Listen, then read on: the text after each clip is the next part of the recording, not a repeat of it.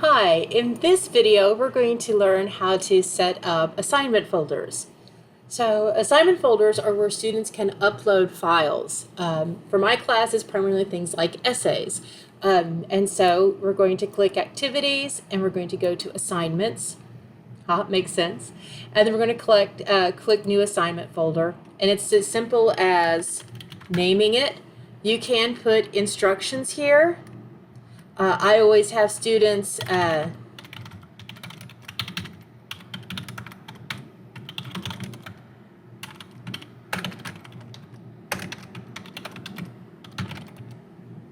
so I remind them that they have to name it and they have to name it in a particular file. You can click save. You can add attachments, record a video or an audio message here. I don't usually do that. The attachments they need are in the content module for that. But you do have some things that I think are very helpful. One thing I always limit them to one file per submission folder. But I say only the most recent submission is kept. Now what that means is that when let's say that they've uploaded the wrong folder. If they upload a second one, it's going to overwrite that original one. If not, you may have a student submit 3 or 4 files by the time they get it right. And then you got a bunch of stuff kind of gunking it up. You usually can tell which is the one they want because it's the one with the latest date stamp.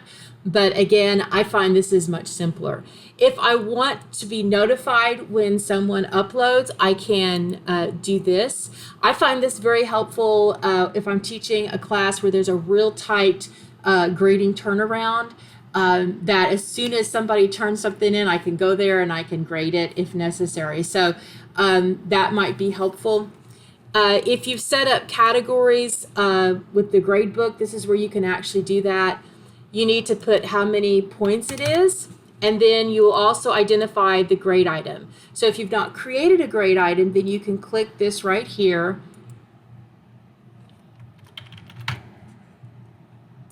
And again, you can always go back and add categories and then organize this. I'll show you how to do that in the video about the gradebook.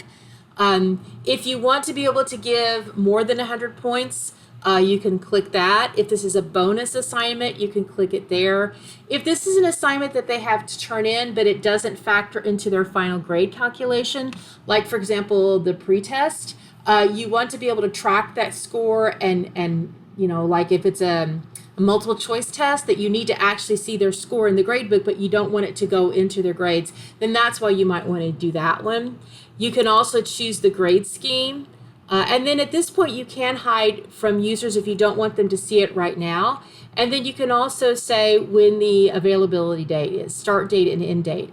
Now, in the video about doing the calendar, I talked about start date, end date, and due date. End date would be when they could no longer actually upload anything to the folder. Due date is when it's actually due, but they could still upload things late. And if they do upload something late, you're going to see that in red, 7 hours late, something like that. So you can tell if they've passed it. I tend to, on things like big ticket items like essays, I tend to give them a due date, but then I will give them an end date that's like maybe 12 hours past that due date. That'll allow people that had emergencies or technological glitches or whatever to still get it in if it was done, right? Without having to contact me and say, why isn't it working, right? And then if I want to actually show them that end date, I can display in calendar. I don't like to put the end date in calendar because that's not something I want them to get confused by, that, oh, it's due then or is it due then, right? This just sets it up so that it will close the folder down after this particular time, right? And so then I can hit save. Again, if you use a rubric, this is where you can attach one. You can also come up here, and this is where you can actually set the due date restrictions.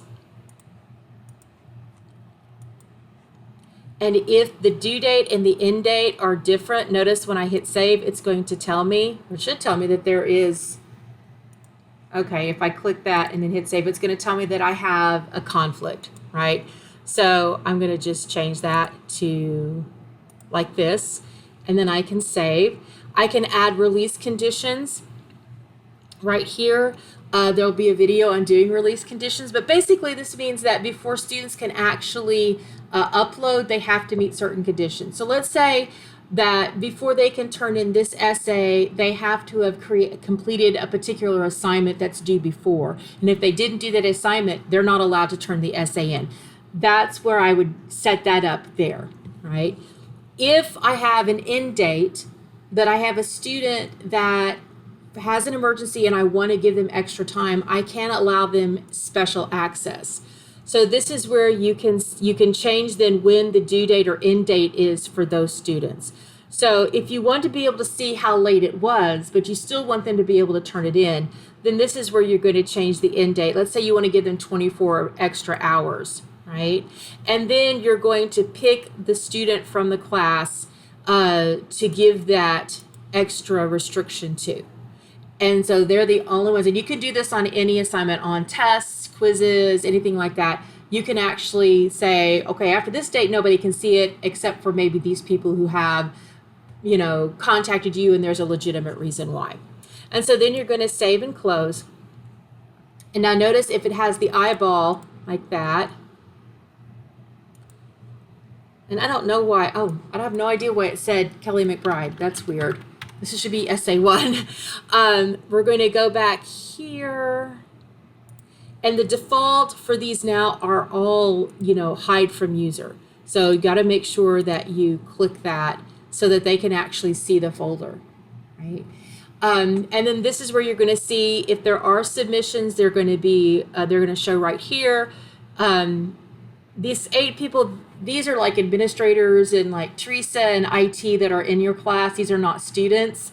So that's why there are 8 here, because this is a developmental shell. But what you're going to be able to see is you're going to see when it actually is due. So let me show you a class that's actually going on right now and what the assignment list looks like. So you can see now, these I've already graded, and that's why you're not seeing new submissions. This is an essay I just picked up this week, and so 9 of my 10 students have submitted one. That just shows me how much has been done. And so you can see 10 out of 19. Again, this second number is not going to be actually how many students are enrolled. There are a lot of other people like assistants and administrators and all that are in your folder. So, if you're like, what, 19 students? There's only 10 in this class, right? That's because you're included on that as well. And then you're going to see when is it actually due, right? And then you can click here, and here are all of the students, and you can see when they actually turned everything in. I think essay 1 had, I thought somebody turned essay 1 in late.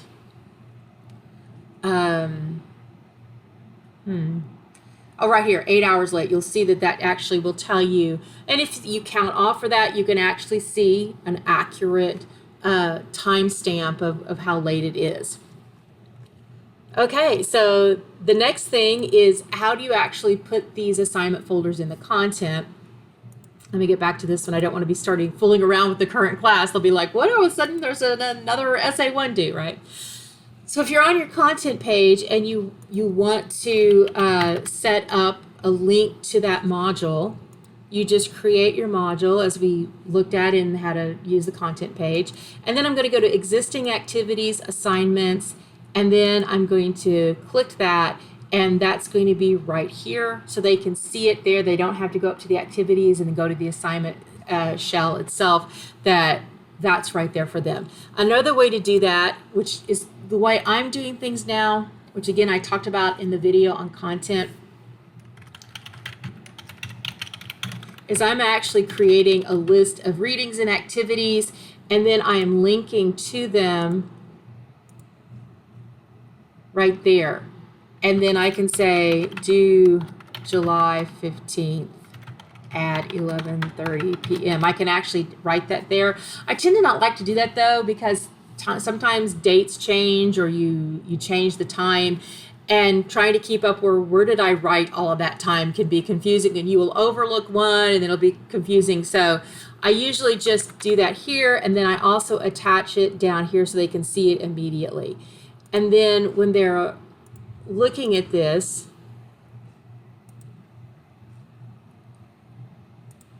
all they have to do is click that link and it goes right to the folder for them to upload. One of the challenges in teaching online or using brightspace is that you can't possibly please every student when it comes to the way you organize information. And I would go back and forth and redesign and all that, and I'd always have like 30% of the students just thought it was confusing. But the last year I've gone to really doing these lists, and I can show you again what I mean.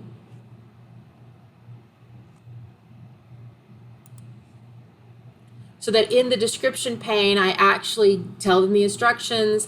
I give them these hyperlinks for all of the files or the videos that that they can access. And then I also put mainly the assignments and things down here as well. But since I've been doing this, I find that students are actually less confused about where to get stuff. You know, there's always a few, but it seems to make a big difference for them. And some lists are much more, you know, that last one that I looked at is their big research paper kind of thing. So there's a lot more into it. This is a pretty simple essay. And so again, it's just really easy links to use. You could even bullet this if you want. So that's basically how to set up assignment folders. So if you have questions, again, email me and I'll be glad to answer them.